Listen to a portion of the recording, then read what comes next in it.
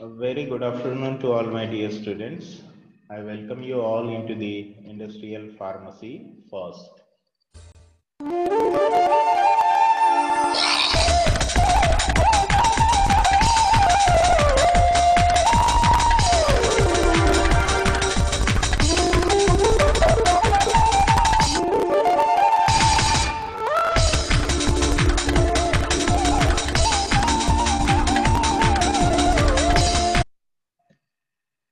Dear student, we are studying the Industrial Pharmacy first.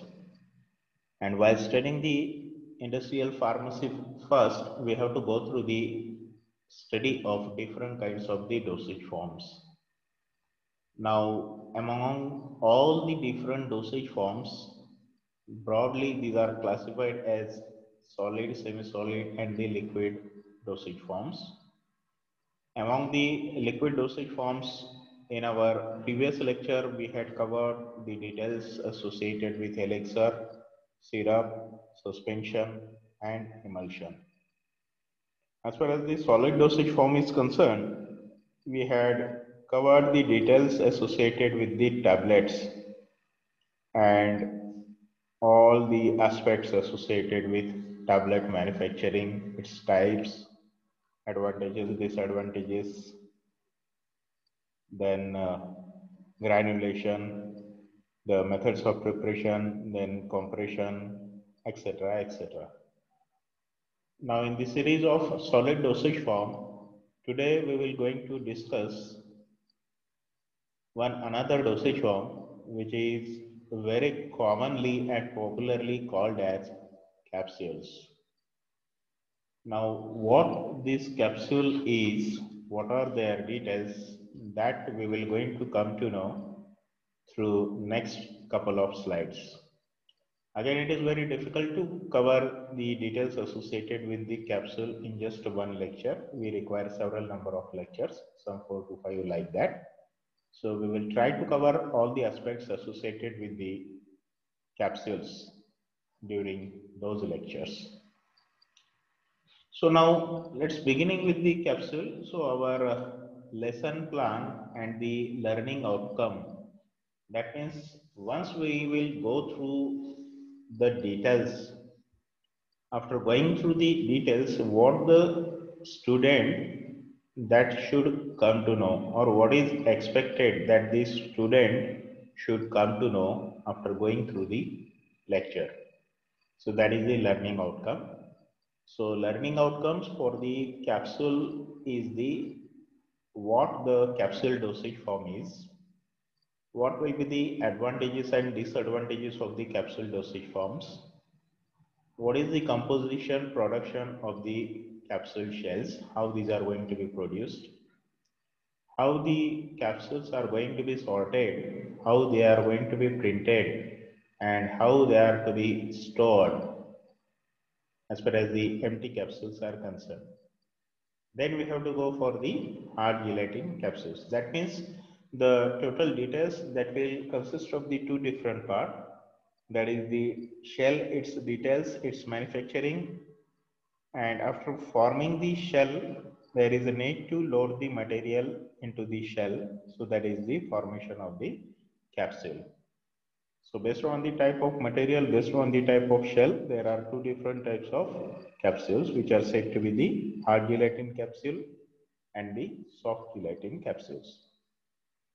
Now, what is the difference between hard gelatin capsule and soft gelatin capsule? We will going to know. We will go through the details associated with them. So, while studying, while learning the capsule, our lesson plan that will move through the definition, some of the basic concepts associated with the capsule dosage forms, the advantages and disadvantages of the capsules, the capsule shell production, then storage of the capsule shell, and the hard gelatin capsules. So let's begin with the definition or how we can explain the capsule, isn't it? So what the capsule is, already I told you that capsules, these are the dosage form. Which kind of dosage form? It is the solid dosage form. Now, in case of capsule, the drug substance that is going to be enclosed. So capsule are the solid dosage form in which the drug substance that is enclosed within either a hard or soft soluble shell. The shell that will be solubilized inside of our body. And usually this entrapment of a drug substance, that process is carried out with the help of a material that is the gelatin. And the term capsule, that is derived from the Latin term. So what is the Latin term? Latin term is the capsula. Capsula, that is nothing but the small container or a small box, right? So that's why how the capsule term that had originated and that came into existence. So as far as the definition by British Pharmacopoeia is concerned, capsules, these are the solid preparations with hard or soft shells of various shapes and capacities, usually containing a single dose of active substances. They are intended for oral administration. So as we saw for the tablet dosage form, tablet is the unit solid dosage form. In the same way, capsules are also the solid dosage form, and no doubt these are also the unit dosage form. So these are unit dosage form, solid and liquid material, they both can be used in case of the entrapment of the capsule, and these are meant for the oral route. So there are few capsules which are to be taken by other than that of the oral route, like say the vaginal or the rectal route. But prominently, if you see, these are to be taken by the oral route. And the first capsule that was developed in 1834 by a Persian pharmacist. So if you see the market share as far as the capsules are concerned, worldwide approximately if we see, there is a 20% share of the market in which the drugs that are prescribed in the form of the capsules. So what we can supply or what the material we can fill inside of the capsule. So you can see there are a number of materials that can be filled inside of the capsule. So we can go for filling the dry powders in case of the capsule. We can go for filling the semi-solids in case of the capsule. We can go for filling the non-aqueous substances. We can go for filling the beads. We can go for filling the tablets, mini tablets, and some of the capsule inside of a capsule. That is say the two different capsules. If there is an incompatibility between the content, then in that case, a small capsule is to be loaded inside of the larger capsule, where the outer shell that will get degraded first of all, releasing its content, and then it will going to be releasing the inside capsule. So we can go for supplying, we can go for filling dry powder, semi-solids, non-aqueous liquids, beads, mini tablets, and the mini capsules through the capsules dosage form. If you see the types of capsules, based on the type of gelatin material which is to be used, there are two different types of capsules which are said to be the hard gelatin capsule and the soft gelatin capsule. So hard gelatin capsule, no doubt the gelatin material that is tough, that is hard, and in case of soft gelatin capsule, the gelatinous covering that is soft in nature. There is another capsule which do not use the gelatin material for the shell purpose, for encapsulation purpose. So these are said to be the non-gelatinous capsules, and the example is the hypromellose. Hypromellose, it is the material which is used and which is not obtained from the animal. Whereas soft gelatin, hard gelatin, they will be having the animal origin. As far as the sizes of the capsules are concerned, these will ranges between 0, 0, 0, 0, 0, 0, 1, 2, 3, 4, 5. So 00025, that is the size for the capsule. 000, that will represent the capsule size with the largest capacity, whereas 5, that is the capsule size with the smallest capacity. So you can see the types of material or the capacity, that is the mass and its volume. So as we will move from left to right, from 5 to the 000, the mass that will goes on increasing, at the same time the volume that will goes on increasing. So the smallest capacity size of capsule, that is the size 5, it will accommodate the volume of 0.13 and the mass that will be 100 milligram. Whereas the largest size capacity, that is the 000, it can accommodate 1110 milligram. So that is more than that of the 1 gram of material, that is mass, and the volume will be 1.36 ml. What will be the advantages for the capsules? Now the capsules that will be having the advantages both over on to that of the solid dosage form as well as over on to that of the liquid dosage form. Now if we compare with that of the solid dosage form, what will be the advantages? The first advantage, that is the higher rate of dissolution, as disintegration is only limited to solubilization of the shell. So over on to that of the solid dosage form, let us again compare with that of the tablet.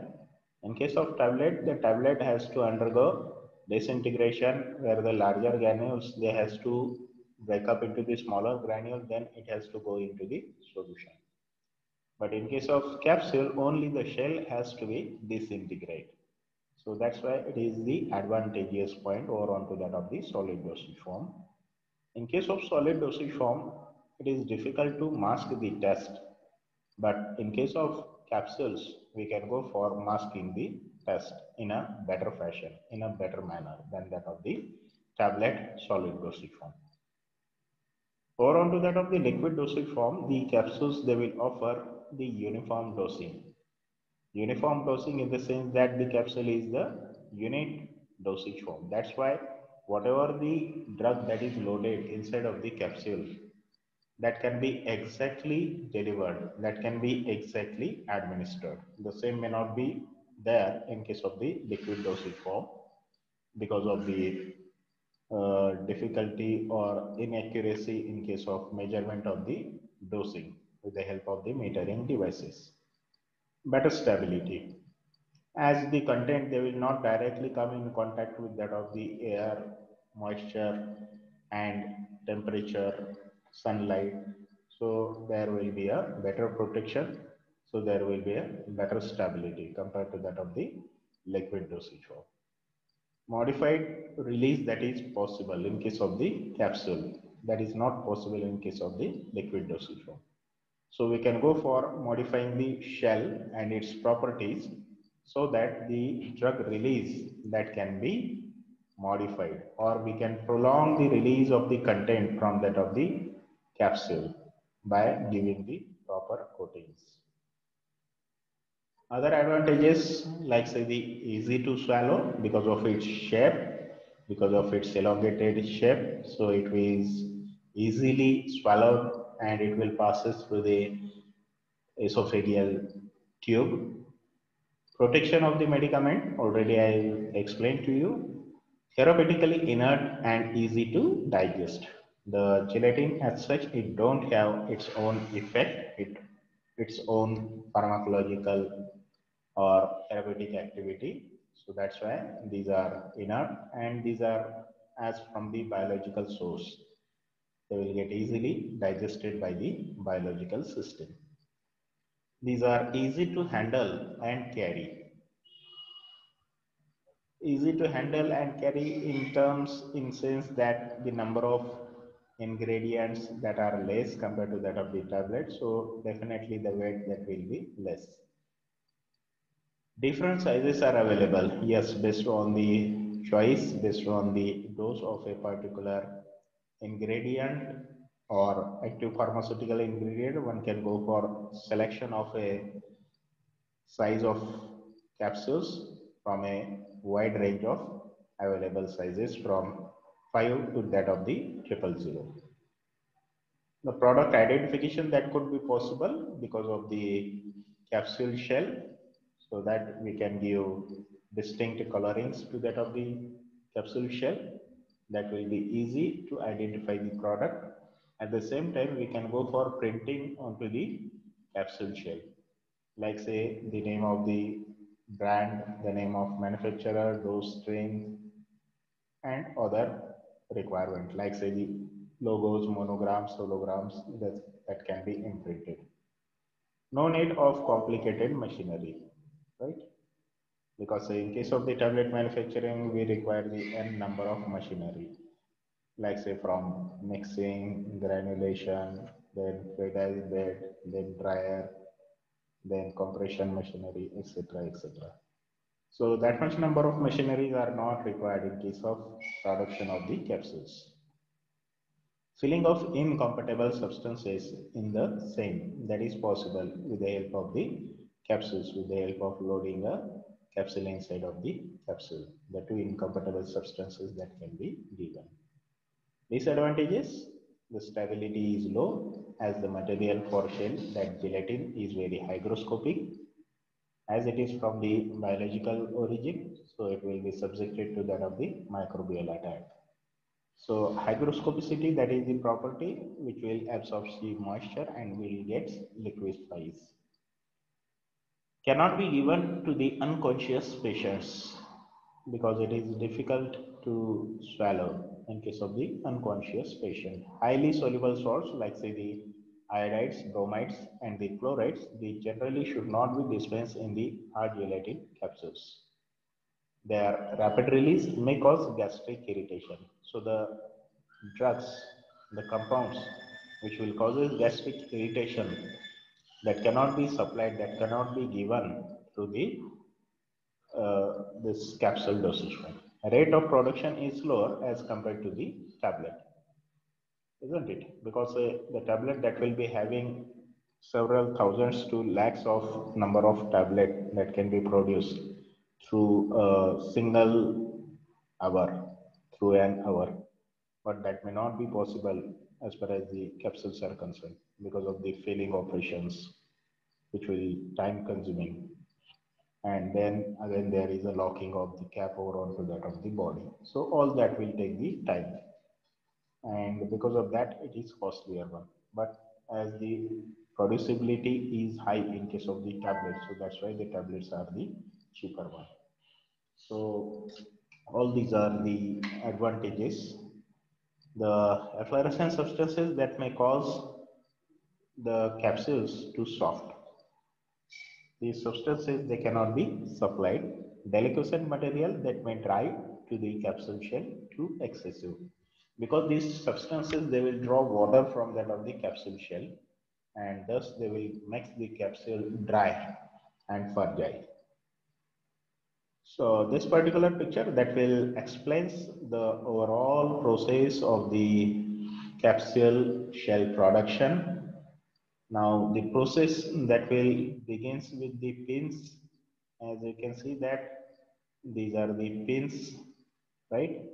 So the pin that will be containing the semi-spherical shape, these are the steel, and these pins are going to be mounted, right? Then these pins, they will be dipped. That is the mold pin cleaning lubrication with mold release aid. So the molded material that will going to be released. So the fresh pin, these are going to be dipped and it will passes through the different steps, like say dipping, spinning, drying, stripping, cutting, joining, right? And then getting the capsule. So the whole process that will pass is through the dipping. Dipping, that is nothing but the dipping of the molds into that of the solution of the gelatin. Then there is a spinning. The spinning that will ensure the uniform spreading of the gel material over onto that of the steel pins. The pins that can be rotated, and then they will be subjected to the process of drying. The pins, they will going to be passed at the top from the drying chamber with the controlled humidity and the temperature. Once the pins they will get dried, the pins that will getting stripped off. So once the pins or the capsule that is going to be stripped off from the pins, then it will subjected to that of the process of cutting. So there are different pins. The pins with the slight larger diameter that will be responsible for producing the caps. The pins with the slight smaller diameter that is responsible for producing the bodies. And then there is a joining of the caps to that of the body. Here you can see there is a cap, there is a body. The cap is going to be fitted over onto that of the body, and the capsule is going to be produced. So this is what is the overall process by which the capsules are going to be produced. So it will consist of the six different stages, that is the dipping, spinning, drying, stripping, cutting, joining, right? You have to summarize all these processes through this diagrammatic representation. Now, how these capsule shells, these are going to be produced. In order to produce the capsule shell, what we require is the material, that is the capsule material. Now, the material which is used for the capsule, that is the gelatin. Now, gelatin, that is very commonly used and it is quite acceptable with the excellent performance. Another material which is used in order to produce the capsule shell, that is the hypromellose. Hypromellose, that is the less hygroscopic and that is suitable for the vegetarian patients because this is from the animal origin. So those will be having the ethical issues associated with the, or those who are purely vegetarian, for them the hypromellose capsules are the supplementary or the substitute which is available, and this does not have any kind of the stability issues. So these are the advantages over onto that of the gelatin.